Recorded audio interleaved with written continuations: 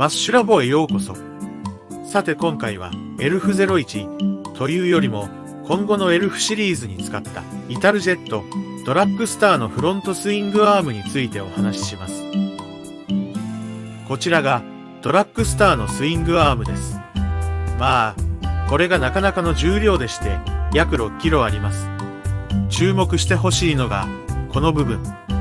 正直、正式名称はよくわかりませんが、ステアリングハブ、あるいはホイールハブと呼ばれる部分でしょうか。ここに、ホイールの取り付け、舵取り機構、そしてブレーキ周りがまとめて装着されます。で、問題はここからです。実はこのハブ部分、スイングアームとがっつり一体化しています。一般的に、元エルフや定時、GTS といったフロントスイングアーム車の売りの一つとして、フロントサスが沈み込んでもキャスター角が変わらないという点がよく挙げられます。これはホイールハブをスイングアームとサブアームで支持し、平行四辺形のリンク構造を作っているからです。そのため、スイングアームが上下してもキャスター角の変化が非常に少ない、あるいはほぼ変わらない構造になっています。ところが、このドラッグスターのフロントは違います。ホイールハブがスイングアームに固定されているため、フロントサスが沈み込むと、なんとキャスター角が寝ていく。これは、テレスコピックフォークとは全く逆の挙動になります。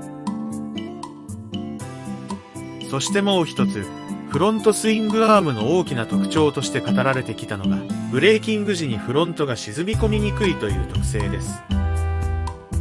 これによって、ブレーキング時のいわゆるツンのめりを防げる。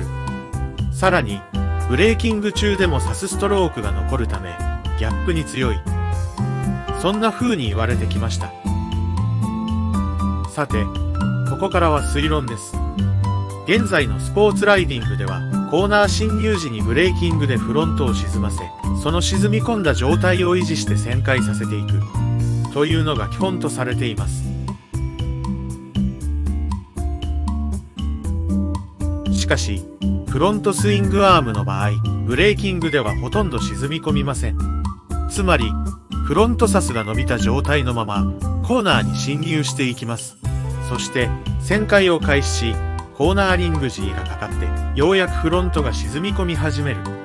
言ってみれば、テレスコピックフォークに比べて、フロント荷重が少ない状態でコーナーに入っていくわけです。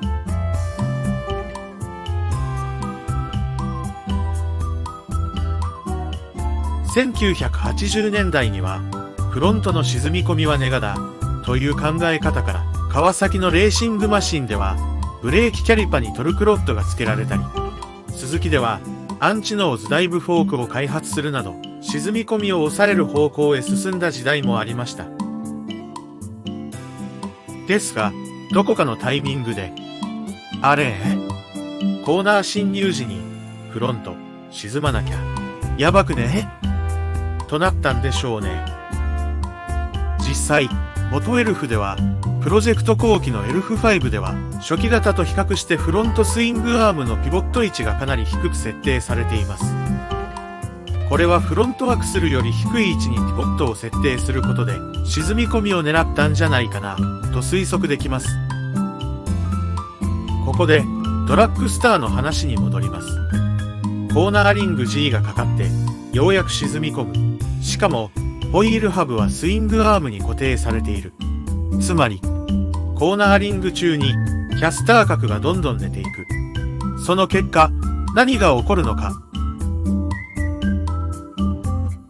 続きは次回。また今度、ゆっくり話させてください。ご視聴ありがとうございました。